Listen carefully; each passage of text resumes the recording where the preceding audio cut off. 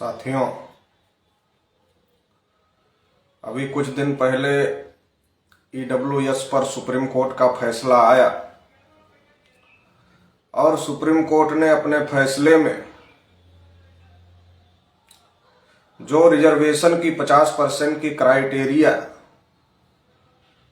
Balaji case में या Indira Saini case में सुप्रीम कोर्ट के द्वारा लगाई गई थी, उस 50% की क्राइटेरिया को खत्म करते हुए जो ईडब्ल्यूएस का रिजर्वेशन है उसको मान्यता देने का काम किया। वैसे संविधान में संविधान निर्माताओं ने जो आरक्षण की व्यवस्था किया है, वो आरक्षण की व्यवस्था संविधान निर्माताओं ने इकोनॉमिक आधार पर नहीं किया है, बल्कि सामाजिक आधार पर जिनके साथ बहुत बड़े पैमाने पर हजारों सालों से भेदभाव हो रहा था, हजारों सालों से जिन लोगों को दबा करके रखा गया, जिन लोगों को अधिकार वंचित करके रखा गया, जिनको अवसर की समानता नहीं दी गई, ऐसे लोगों को अवसर प्रदान करके मुख्य धारा में लाने के लिए, ऐसे लोगों का पर्याप्त प्रतिनिधित्व शासन और प्रशासन में हो, इस बात को ध्यान में रखते हुए संविधान निर्माताओं ने पिछड़े वर्गों को, एससी, एसटी, ओबीसी को रिजर्वेशन देने की व्यवस्था भारतीय संविधान में किया। लेकिन बहुत ही गलत बात यह है कि देश की आजादी के 75 साल में जिनको हजारों साल से दबा करके रखा गया, जिनको हजारों साल से अधिकार वंचित रखा गया और जिन लोगों को अवसर नहीं मिला आगे बढ़ने का, उनके अवसर को रोक करके रखा गया, ऐसे लोगों के साथ न्याय के लिए जो रिजर्वेशन की व्यवस्था संविधान में संविधान निर्माताओं के द्वारा की गई, उस रिजर्वेशन पर अभी तक ठीक प्रकार से अमल नहीं हुआ और अमल ना होने की वजह से देश में शेड्यूल कास्ट के लोगों का कोटा पूरी तरीके से रिजर्वेशन का भरा नहीं गया और बहुत बड़े पैमाने पर बैकलॉग है। इसी प्रकार से शेड्यूल ट्राइब के लोगों का भी रिजर्वेशन ठीक प्रकार से फॉलो नहीं किया गया। एक लंबी लड़ाई के बाद 16 नवंबर 1992 के सुप्रीम कोर्ट के फैसले से पिछड़े वर्ग के लोगों को, ओबीसी समाज के लोगों को 27% रिजर्वेशन मिला। मगर जो 27% रिजर्वेशन पिछड़े वर्ग के लोगों को मिला, उस पर आज तक ठीक से अमल नहीं किया गया, बल्कि उसे लागू करने का काम कम, उसको निष्प्रभावी करने के काम पर सरकारों ने ज्यादा काम किया। और इसकी शुरुआत सुप्रीम कोर्ट के फैसले से ही हो गई, जब ओबीसी को 27% रिजर्वेशन, 52% ओबीसी को 27% रिजर्वेशन देने के साथ साथ उनमें क्रीमिलेयर भी लगा दिया गया। तो इसके आधार पर जो ओबीसी सक्षम थे वो अपने आप ही रिजर्वेशन से बाहर हो गए और जो सक्षम नहीं थे वो भी अपने आप बाहर हो गए, और इसकी वजह से ओबीसी के रिजर्वेशन का कोटा आज तक फुलफिल नहीं हुआ। तो एक तो बड़े पैमाने पर रिजर्वेशन को लागू करने में, जब से रिजर्वेशन की व्यवस्था बैकवर्ड क्लासेज के लिए, खासतौर से एससी, एसटी, ओबीसी के लिए संविधान में दी गई है, तब से लगातार वही लोग रिजर्वेशन को फॉलो कर, रिजर्वेशन को लागू करने वाले रहे, जिन्होंने हजारों साल से दबा करके रखा था इन लोगों को, एससी, एसटी, ओबीसी के लोगों को, जिन्होंने अवसर नहीं दिया था। उन्हीं के हाथ में इनके साथ न्याय करने के लिए, इनका रिजर्वेशन इंप्लीमेंट करने की व्यवस्था आई। और इसलिए देश की आजादी के 75 साल से ज्यादा होने के बावजूद भी आज तक एससी, एसटी, ओबीसी का रिजर्वेशन का इंप्लीमेंटेशन नहीं हो पाया। अगर एससी, एसटी, ओबीसी के रिजर्वेशन का इंप्लीमेंटेशन ठीक प्रकार से हुआ होता तो कम से कम 50% भागीदारी SC ST OBC के लोगों की प्रशासन में सुनिश्चित हो गई होती, मगर ऐसा नहीं हुआ। ये आंकड़े भारत सरकार का जो कार्मिक मंत्रालय है उसके आंकड़े ये बता रहे हैं कि 79.2% मतलब लगभग 80% से ज्यादा, 80% के लगभग क्लास 1 क्लास 2 की जो सर्विसेज है उसमें ब्राह्मण और तत्सम ऊंची जाति के लोगों का कब्जा है। और अभी सरकार ने जो EWS लागू किया और सुप्रीम कोर्ट ने उसको मान्यता भी दिया, और जो OBC के लिए 50% की क्राइटेरिया थी कि OBC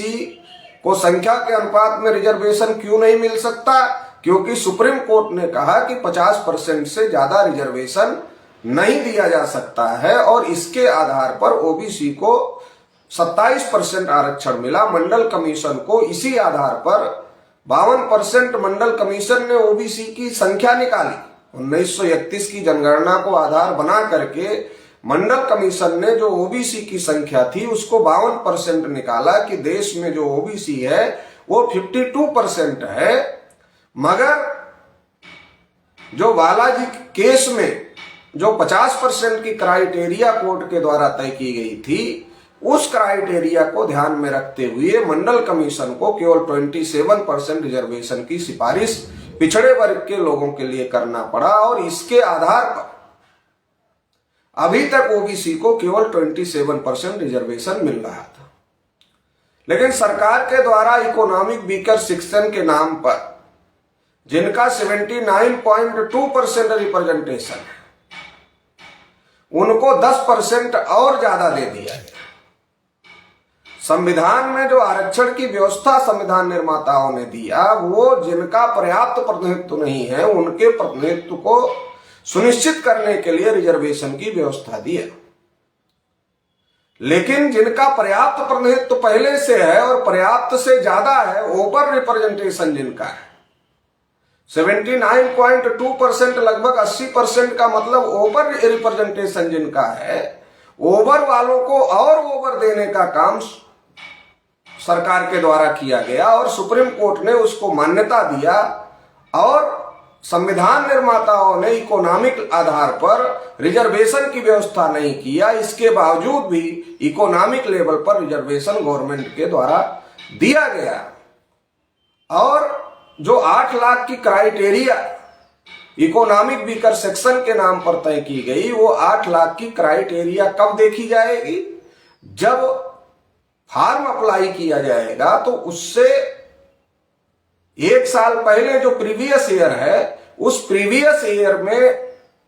क्या इनकम है उनके परिवार की, उसके आधार पर उनको EWS की मान्यता दी जाएगी। तो इसमें तो बहुत बड़ा घोटाला किया जा सकता है, और लोग ऐसा कह भी रहे हैं और कर भी रहे हैं कि अगर वो सैलरी पाते हैं तो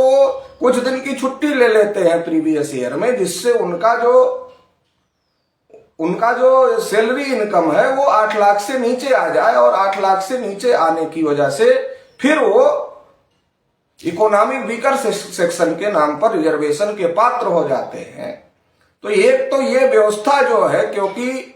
रिजर्वेशन कोई गरीबी उन्मूलन का कार्यक्रम नहीं है, बल्कि इस देश में जिन लोगों ने समाज व्यवस्था बना करके अपने को ऊपर रखा और बाकी लोगों को नीचे रखा, जिन लोगों ने समाज व्यवस्था बनाकर अपना ही वर्चस्व कायम रखने का काम किया और दूसरे लोगों को अवसर से वंचित रखा, तो जो हजारों साल से दबाए गए लोग थे, हजारों साल से अधिकार वंचित किए गए लोग थे, उनका शासन प्रशासन में पर्याप्त भागीदारी हो, इसके लिए ये रिजर्वेशन की व्यवस्था संविधान निर्माताओं ने दिया था। ये इकोनॉमिक आधार पर नहीं है, मगर इसको इकोनॉमिक आधार पर गलत तरीके से लागू किया जा रहा है, और जिनको ओवर रिप्रेजेंटेशन है उनको और ओवर रिप्रेजेंटेशन देने की व्यवस्था की गई है। और वहीं दूसरी तरफ OBC की संख्या 52% है। ये सामाजिक और शैक्षणिक रूप से पिछड़े भी हैं, मगर OBC को 52% रिजर्वेशन देने के लिए सरकार तैयार नहीं है, जबकि देश में प्रधानमंत्री नरेंद्र मोदी जी हैं जो कि अपने को पिछड़े वर्ग का कहते हैं।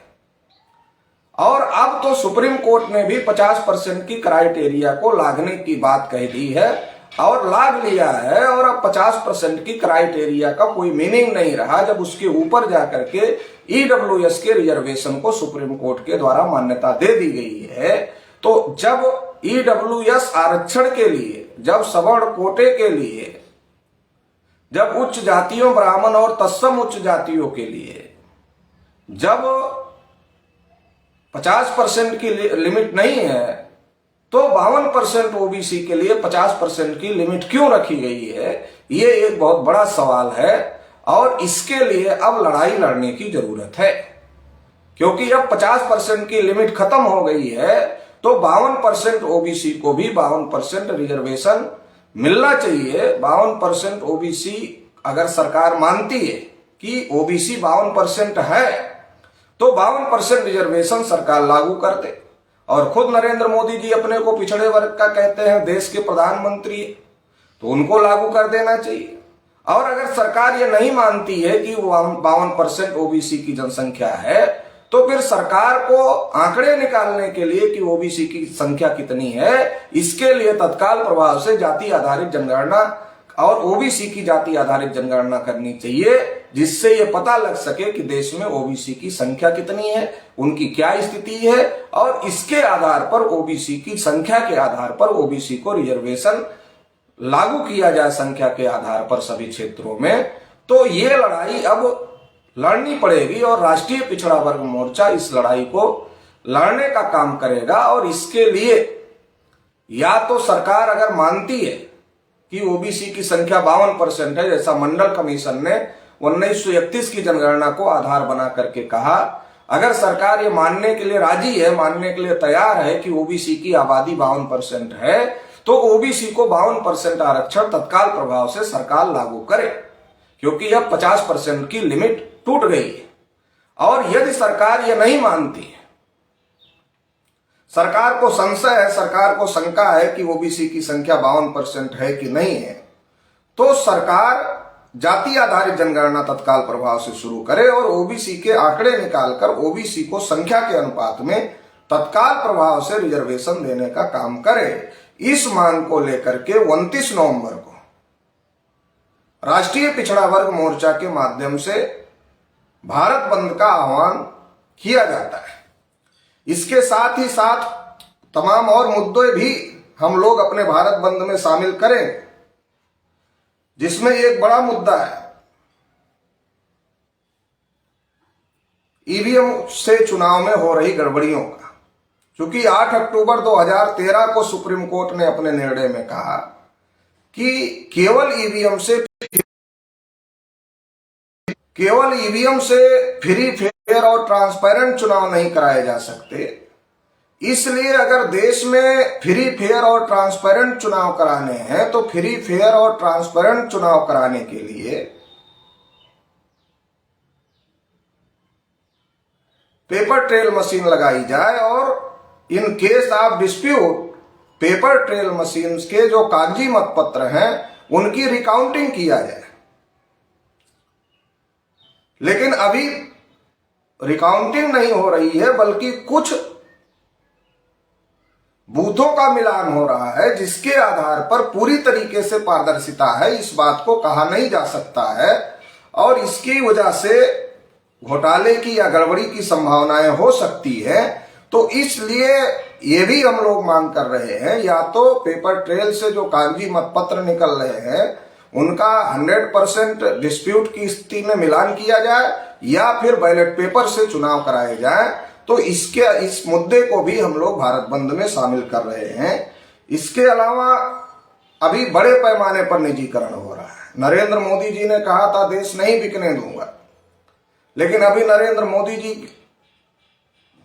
एक एक चीज को बेचने में लगे हुए हैं, निजी हाथों में देने में लगे हुए हैं। तो अगर एक एक चीज को बेचने में और निजी हाथों में देने में लगे हुए हैं, तो राष्ट्रीय पिछड़ा वर्ग मोर्चा की तरफ से हम ये मांग करते हैं कि या तो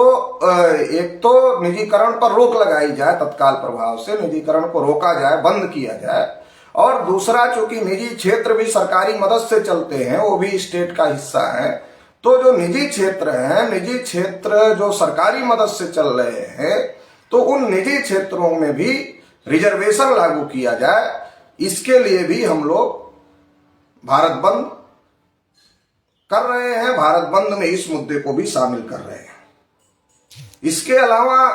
किसानों द्वारा लंबे समय से एमएसपी गारंटी की मांग किया जा रहा है। क्योंकि किसान फसल पैदा करता है, मगर फसल का मूल्य, अगर किसान के खेत में ज्यादा अच्छी फसल आ गई तो मूल्य कम हो जाता है, और अगर फसल ही पैदा नहीं हुई तो फिर किसान का नुकसान है। अगर फसल ज्यादा पैदा हो गई तो मूल्य कम मिलता है, बिक्री नहीं हो पाती, खरीदारी नहीं हो पाती है, तो इसकी वजह से किसान का नुकसान होता है। तो किसान लंबे समय से इस बात की मांग कर रहे हैं, और जब किसानों का केंद्र सरकार के साथ समझौता हुआ तो सरकार ने आश्वासन दिया था कि हम एमएसपी गारंटी लागू करेंगे, लेकिन सरकार ने अभी तक एमएसपी गारंटी लागू नहीं किया। तो इसलिए एमएसपी गारंटी लागू किया जाए, इस मांग को लेकर के भी हम लोग 29 नवंबर को भारत बंद का आह्वान कर रहे हैं। इसके अलावा एनआरसी, सीए, एनपीआर जो कि देश के नागरिकों के विरोध में, इसका प्रचार आरएसएस, बीजेपी के द्वारा किया जाता है कि ये केवल मुसलमानों के विरोध में है, लेकिन आसाम का उदाहरण हम लोगों के सामने है। 19 लाख लोग एनआरसी के शिकार बने थे, और उसमें 14 लाख लोग गैर मुसलमान थे, एससी, एसटी, ओबीसी के लोग थे। तो इसके आधार पर इस बात को साबित किया जा सकता है और कहा जा सकता है कि ये जो साजिश है, देश में तमाम बैकवर्ड क्लास, शेड्यूल कास्ट और माइनॉरिटीज के लोगों को उनकी नागरिकता से वंचित करने का षड्यंत्र है एनआरसी, सीए, एनपीआर। इसलिए इसका भी हम लोग विरोध कर रहे हैं, और इसके विरोध में भी 29 नवंबर को हम लोग भारत बंद का ऐलान कर रहे हैं। अपने भारत बंद में इस मुद्दे को भी शामिल कर रहे हैं। इसके अलावा विकास के नाम पर, पर्यावरण संरक्षण के नाम पर आदिवासियों का विस्थापन किया जा रहा है, जो कि आदिवासियों के साथ बहुत बड़ी धोखेबाजी है। क्योंकि संविधान में आदिवासियों को जहां वो रहते हैं वहां जल, जंगल और जमीन पर आदिवासियों का ही अधिकार संविधान निर्माताओं ने दिया है। लेकिन संविधान निर्माताओं ने जो आदिवासियों को उनके जल, जंगल, जमीन पर अधिकार दिया है, जो मनुवादी और ब्राह्मणवादी सरकारें हैं वो उससे वंचित कर रही है, और पर्यावरण संरक्षण के नाम पर, कहीं डेवलपमेंट के नाम पर वो आदिवासियों को विस्थापित करने का काम कर रही है। इसका भी हम लोग विरोध कर रहे हैं, और इस मुद्दे को भी हम अपने भारत बंद में 29 नवंबर को शामिल कर रहे हैं। इसके अलावा जैसे किसानों के खिलाफ कानून बनाए गए थे, उसी प्रकार से मजदूरों के खिलाफ भी कानून बनाए गए, और मजदूरों के खिलाफ कानून बनाए गए तो इससे एक तो बेरोजगारी बहुत ज्यादा बढ़ेगी, क्योंकि काम के घंटे बढ़ रहे हैं, और कई प्रकार से जो मजदूरों की सुविधाएं थी वो सुविधाएं खत्म की जा रही है। तो इसलिए जो मजदूरों के खिलाफ कानून बने हैं उनको वापस लिया जाए, इस मुद्दे को भी हम लोग अपने भारत बंद में जो 29 नवंबर को होने जा रहा है उसमें शामिल कर रहे हैं। एक महत्वपूर्ण मुद्दा है रिजर्वेशन इम्प्लीमेंटेशन एक्ट बनाया जाए, क्योंकि देश में जो एससी, एसटी, ओबीसी का रिजर्वेशन है उसमें उसके साथ सबसे ज्यादा खिलवाड़ हो रहा है। इसका कारण यह है कि देश में रिजर्वेशन इम्प्लीमेंटेशन एक्ट नहीं है। जो अधिकारी, जैसे अभी 69,000 शिक्षक भर्ती का मामला उत्तर प्रदेश में था, ऐसे देश भर में ऐसे मामले हैं जिसमें ओबीसी, एससी, एसटी के रिजर्वेशन के साथ बहुत बड़े पैमाने पर खिलवाड़ हो रहा है, और ओबीसी रिजर्वेशन के साथ तो खिलवाड़ ही खिलवाड़ हो रहा है। तो इस पर अगर रोक लगानी है तो इसके लिए कानून बनाना जरूरी है, और जो अधिकारी खिलवाड़ करते हैं, जो सरकार खिलवाड़ करती है, जो लोग खिलवाड़ करते हैं, उनके खिलाफ में सख्त कानूनी कार्यवाही होनी चाहिए। ऐसा रिजर्वेशन इम्प्लीमेंटेशन एक्ट बनाने की जरूरत है। तो इसके लिए भी हम 29 नवंबर को भारत बंद घोषित कर रहे हैं। इसके अलावा एक बहुत बड़ा मुद्दा है, छात्रों से जुड़ा हुआ मुद्दा है कि देश में जब से बीजेपी की सरकार आई है, जो पिछड़े वर्ग के छात्र हैं, शेड्यूल कास्ट के छात्र हैं, शेड्यूल ट्राइब के छात्र हैं, उनकी जो स्कॉलरशिप आती थी उस स्कॉलरशिप को रोक दिया गया है, जो कि बहुत ही ज्यादा गलत बात है। तो जो ये स्कॉलरशिप को रोका गया है, इस मुद्दे को भी हम लोग अपने भारत बंद में शामिल कर रहे हैं, और 29 नवंबर का जो भारत बंद होगा उसमें एससी, एसटी, ओबीसी की जो स्कॉलरशिप रोकी गई है उसको तत्काल प्रभाव से बहाल किया जाए, ये मुद्दा भी हम लोग ले रहे हैं। इसी के साथ साथ कर्मचारियों का एक बहुत बड़ा मुद्दा है, वो मुद्दा है पुरानी पेंशन स्कीम को बहाल करने का। क्योंकि गवर्नमेंट ने न्यू पेंशन स्कीम के नाम पर केवल कर्मचारियों को झुंझुना पकड़ा दिया, और जो बुढ़ापे की लाठी थी। अगर इस देश में कोई एमपी होता है, एमएलए होता है, एक बार होता है, उसको जीवन भर पेंशन की व्यवस्था है, जबकि वो कुछ समय के लिए होता है। लेकिन जो कर्मचारी है वो अपनी उम्र की 60 साल तक देश की सेवा करता है, तो जो देश की सेवा अपनी उम्र की 60 साल तक करता है तो उसको बुढ़ापे में जो सहारा है, जो बुढ़ापे की लाठी है पेंशन, वो बहुत ज्यादा जरूरी है। मगर उस पेंशन स्कीम को अटल बिहारी वाजपेयी की गवर्नमेंट में समाप्त किया गया और तब से लेकर के आज तक वो पेंशन स्कीम को खत्म किया गया है और एनपीएस के नाम पर, न्यू पेंशन स्कीम के नाम पर केवल कर्मचारियों को झुंझुना पकड़ाने का काम किया गया है, जो कि कर्मचारियों के साथ अन्याय है। तो इसलिए राष्ट्रीय पिछड़ा वर्ग मोर्चा की तरफ से हम ये मांग करते हैं कि कर्मचारियों की पुरानी पेंशन स्कीम को बहाल किया जाए और इस मुद्दे को भी हम 29 नवंबर के भारत बंद में शामिल कर रहे हैं। तो ये तमाम प्रकार के मुद्दों को लेकर के एससी, एसटी, ओबीसी और माइनॉरिटी, सभी जो इस देश की बहुसंख्यक आबादी है, जिनके साथ पहले भी अन्याय अत्याचार हुआ है, हजारों साल से हो रहा है, और आज भी जब संविधान में उनके लिए स्पेशल व्यवस्था की गई ताकि उनको मुख्य धारा से लाया जाए, में जोड़ा जाए, तो इसके बावजूद भी जो शासक वर्ग है, चूंकि वो वही लोग हैं जो हजारों साल से भेदभाव किए थे, तो वो लोग अभी भी उनको समाज और देश की मुख्य धारा में लाना नहीं चाहते हैं। तो इसलिए हम लोगों को एकजुट होने की जरूरत है, इकट्ठा होने की जरूरत है और इकट्ठा होकर, एकजुट होकर के इस लड़ाई को लड़ने की जरूरत है। तो इसलिए ये जो तमाम प्रकार के मुद्दे हैं, इन मुद्दों को लेकर हम लोगों को लड़ाई लड़ने की जरूरत है। अभी ओबीसी के लिए एक तो बहुत बड़ी लड़ाई ये है कि जब 50% की क्राइटेरिया ईडब्ल्यूएस के लिए, मतलब जिनका प्रतिनिधित्व 79.2%, लगभग 80% है, उनके लिए ईडब्ल्यूएस की क्राइटेरिया नहीं है, उनको ओवर रिप्रेजेंटेशन पहले से ही है और ओवर से ओवर भी उनको दिया जा रहा है। तो एक तो उनको ओवर से ओवर दिया जा रहा है और दूसरी तरफ हमारी जो संख्या है उस संख्या के अनुपात में भी हमको नहीं दिया जा रहा है। तो इसलिए अभी तमाम पिछड़े वर्ग के लोगों को इस लड़ाई में मजबूती से आने की जरूरत है, ताकि जो लोग ऐसा कर रहे हैं उनके कानों तक ये आवाज जा सके। लोकतंत्र में हमारी आबादी ज्यादा है, पिछड़ा वर्ग, शेड्यूल कास्ट, शेड्यूल ट्राइब और माइनॉरिटी जिनके ऊपर अन्याय अत्याचार हो रहा है, अगर इनको एक साथ इकट्ठा किया जाए तो ये आबादी 85 से 90% होती है। तो अगर 85 से 90% लोकतंत्र में लोग लामबंद होते हैं अपने हक अधिकारों को लेकर, तो देश और दुनिया की कोई ताकत नहीं है जो हमें हमारे हक अधिकारों से रोक सके। इसलिए राष्ट्रीय पिछड़ा वर्ग मोर्चा की लगातार ये कोशिश है कि पिछड़े वर्ग के लोगों को सजग किया जाए, जगाया जाए, जागृत किया जाए, जागृत करके संगठित किया जाए और संगठित करके सड़कों पर उतरा जाए, ताकि इस देश में न्याय स्थापित किया जा सके और जो अन्याय का, जो जुल्म ज्यादती का, अन्याय अत्याचार का जो निजाम है, इसको समाप्त किया जा सके। तो इन तमाम मुद्दों को लेकर 29 नवंबर को राष्ट्रीय पिछड़ा वर्ग मोर्चा भारत बंद का आह्वान करता है। 52% ओबीसी को 52% आरक्षण मिलना चाहिए। इसके लिए 29 नवंबर को हम लोग भारत बंद का आह्वान कर रहे हैं। तो ये जो हम लोग भारत बंद का आह्वान कर रहे हैं, इसमें जितने भी हमारे पिछड़े वर्ग के लोग हैं, राष्ट्रीय पिछड़ा वर्ग मोर्चा के जो कार्यकर्ता, पदाधिकारी, शुभचिंतक हैं, इसके अलावा देश भर में तमाम पिछड़े वर्ग के संगठन चलाने वाले लोग, इसके अलावा देश भर में पिछड़े वर्ग के अधिकारी, कर्मचारी हैं, विद्यार्थी हैं, युवा हैं, महिला हैं और तमाम प्रकार का जो काम करने वाले पिछड़े वर्ग के लोग हैं, उन सभी को इस आंदोलन में शामिल होना होगा। इसके साथ ही साथ शेड्यूल कास्ट के लोग, शेड्यूल ट्राइब के लोग, माइनॉरिटीज के लोग, चूंकि इस देश में जो बहुसंख्यक लोग हैं उनको अधिकार वंचित किया गया है, तो उन तमाम बहुसंख्यकों को एकजुट होकर के इस भारत बंद में पूरी ताकत के साथ शामिल होना होगा। और जो भी काम हम लोग करते हैं 29 नवंबर को हम लोगों को उस काम से विरत रहना होगा। अगर हम दुकान चलाते हैं, प्रतिष्ठान चलाते हैं, बिजनेस चलाते हैं, तो हमें 29 नवंबर को लोगों को ये कहना होगा कि 29 नवंबर को हमारे अधिकार के लिए भारत बंद का आह्वान राष्ट्रीय पिछड़ा वर्ग मोर्चा की तरफ से किया गया है। इसलिए आज हम अपने काम को बंद रखेंगे। अगर हम ऑफिस जाते हैं तो 29 नवंबर को छुट्टी लेना चाहिए। अगर हमारे लोग कंपनियों में नौकरी करते हैं या मजदूरी करते हैं तो 29 नवंबर को छुट्टी लेना चाहिए। तो 29 नवंबर को बंद है तो बंद रखना चाहिए। और अगर हम 29 नवंबर को बंद रखते हैं और बड़े पैमाने पर सड़कों पर उतरकर भी